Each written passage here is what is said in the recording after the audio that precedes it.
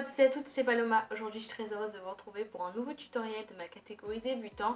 Aujourd'hui il s'agit d'un tutoriel que j'ai réalisé à partir d'un fascicule. Donc ce tutoriel se trouve dans un fascicule, je ne sais plus le combien, mais il s'agit d'un bougeoir photophore comme ceci de couleur Sahara avec un motif bulle. Donc grâce à la plaque de texture bulle, d'un fascicule également. Enfin bref, donc c'est un peu une nouvelle catégorie de ma catégorie débutant. Enfin bref, j'espère que vous avez compris.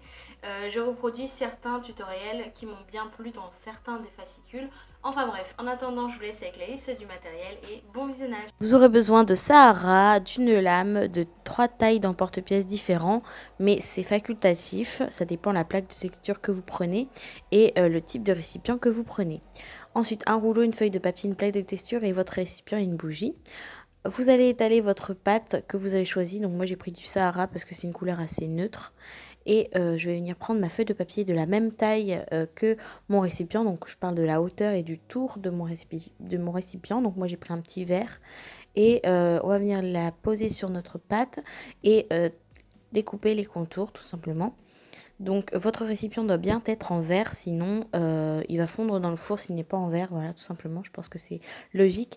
Ensuite avec notre plaque de texture, on va venir faire les formes. Donc moi j'ai pris une plaque de texture bulle, c'est pour ça que j'ai pris des emporte-pièces ronds, mais c'est facultatif, vous pouvez prendre n'importe quelle plaque de texture, ça dépend si votre récipient est en transparent ou non. S'il n'est pas transparent, il n'y a pas besoin de faire cette étape que vous voyez à l'écran, emporte-pièce des petits ronds dans la pâte. Ensuite, on va venir appliquer notre plaque de pâte sur notre récipient et on va venir souder les deux extrémités pour que ça fasse un peu plus joli parce que cette ligne de démarcation n'est pas très belle. Donc on prend un dotting tool que j'ai oublié dans la liste de matériel d'ailleurs et vous allez venir un peu souder les deux parties pour que ça fasse un peu propre tout simplement. Voilà, donc j'espère que vous comprenez bien tout. Donc vous voyez les petits ronds que j'ai fait, c'est pour laisser passer la lumière à travers le verre. Mais s'il n'est pas transparent, vous n'avez pas besoin de faire cette étape. Voilà, et c'est pour ça que vous choisissez n'importe quelle plaque de texture comme vous voulez, voilà, tout simplement. Ensuite, on va venir couper l'excédent du dessus avec la lame, comme vous pouvez le voir à l'écran. Et on fait pareil au-dessous, mais très délicatement pour pas trop que ça se voit quand on va le poser le verre. Si vous faites trop loin par rapport au bord, ça va se voir quand on va poser notre récipient. Mais bon, après, c'est pas très grave. Voilà. Une fois que vous avez fait ça, et on va pouvoir tout simplement finaliser, si je puis dire, en fait. Donc là, je vais venir tout simplement adoucir les bords parce que c'est un petit peu trop droit en fait, tout simplement. J'espère que vous comprenez bien.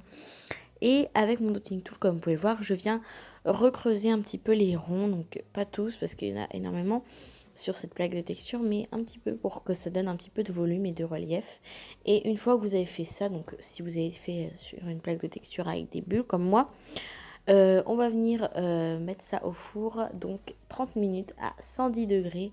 Et une fois que c'est terminé, vous pouvez utiliser votre bougeoir. Donc vous pouvez le vernir. Moi je ne l'ai pas verni parce que je m'en fichais un peu. Mais vous pouvez le vernir. Et voilà, c'est terminé. J'espère que ça vous aura plu. Je vais pouvoir vous laisser avec la suite de la vidéo. Et à bientôt. Voilà, j'espère que cette vidéo vous aura plu. Comme vous avez pu constater, ce tutoriel était vraiment très simple.